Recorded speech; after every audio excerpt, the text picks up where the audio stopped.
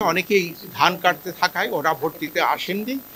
আর তাছাড়া সকালে বেশ কিছু কিছু জায়গায় বেশ ঝড় বৃষ্টি হয়েছে, এটা একটা কারণ হতে পারে। পার্সেন্টেজটা খুব ঠিক করে এই মুহূর্তে, তবে আমরা যেটা পাচ্ছি 40%, 30% এর মাঝামাঝি টোটালটা থাকতে পারে। এর একটি কারণ হতে পারে, একটি যে বর্ষা, সকাল থেকে বিভিন্ন জায়গায় বৃষ্টি ছিল, আবার ধান কাটার একটা মৌসুম ছিল। আমরা জানার চেষ্টা করেছি, আমাদেরকে বলা হয়েছে অনেকেই ধান কাটতে থাকায় ওরা ভোট দিতে আসেননি। আর তাছাড়া সকালে বেশ কিছু কিছু জায়গায় বেশ ঝড় বৃষ্টি হয়েছে, এটা একটা কারণ হতে পারে। আর আমাদের কাছে সবচেয়ে বড় কথা হচ্ছে পার্সেন্টেজ আপনাদের জানা উচিত। আমাদের যে first pass the post system, যেটাকে ম্যাজরিটেরিয়ান সিস্টেম বলে, এখানে 2% ভোট আর 60% ভোটার বেশি আসলে সেটা অবশ্যই উৎসাহব্যঞ্জক। যদি আরও ভালো হতো সেটা ভালো হতো, কিন্তু বিভিন্ন কারণ থাকতে পারে। কিন্তু আমাদের কাছে হচ্ছে আমরা গণনা করে কে বেশি ভোট পেয়েছেন তাকে বিজিত ঘোষণা করা হবে। না, এটা নিয়ে কোনো মন্তব্য আমি করব না।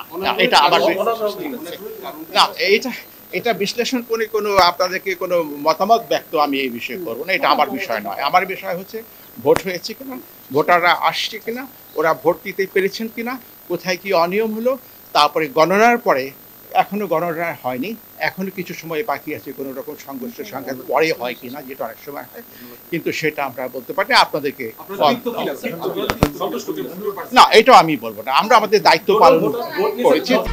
1, 2, 3 ঢাকায় জমি জিতে নিন 100% ক্যাশব্যাক সহ 20 কোটি টাকার পুরস্কার। যে 139টি উপজেলা পরিষদে আজকে প্রথম ধাপে নির্বাচন অনুষ্ঠিত হয়েছে। আমরা এই পর্যন্ত যে তথ্য আমরা বিভিন্ন জায়গা থেকে পেয়েছি, সেই অনুযায়ী নির্বাচন ভালোভাবে অবাধ, নিরপেক্ষ এবং শান্তিপূর্ণ হয়েছে। কিছু কিছু বিক্ষিপ্ত ঘটনা ঘটেছে, যেখানে কিছু সংঘর্ষ, কিছু আহতের ঘটনা ঘটেছে। কয়েকটি কেন্দ্রে সীমিত পর্যায়ে কিছু অনিয়ম হয়েছে, যে কারণে আমরা তাৎক্ষণিকভাবে পদক্ষেপ নিয়েছি। আর দুটি কেন্দ্রের ভোট স্থগিত করে দেওয়া হয়েছে।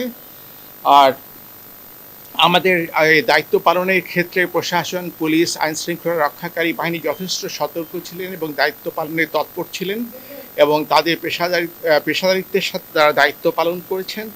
এবং সে কারণেও আইনশৃঙ্খলা পরিস্থিতি যথেষ্ট ভালোই ছিল।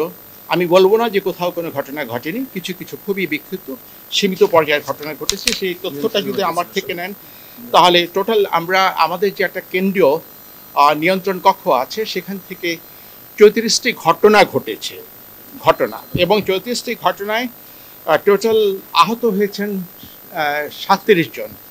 এই সংঘর্ষগুলো হয়েছে প্রার্থীদের যারা ভোট কেন্দ্রের বাইরে, ভোট কেন্দ্রের ভেতরে কোনো সংঘর্ষ হয়নি। ভোট কেন্দ্রের বাইরে যে সংঘর্ষটা হয়েছে, সেটা প্রার্থীদের যারা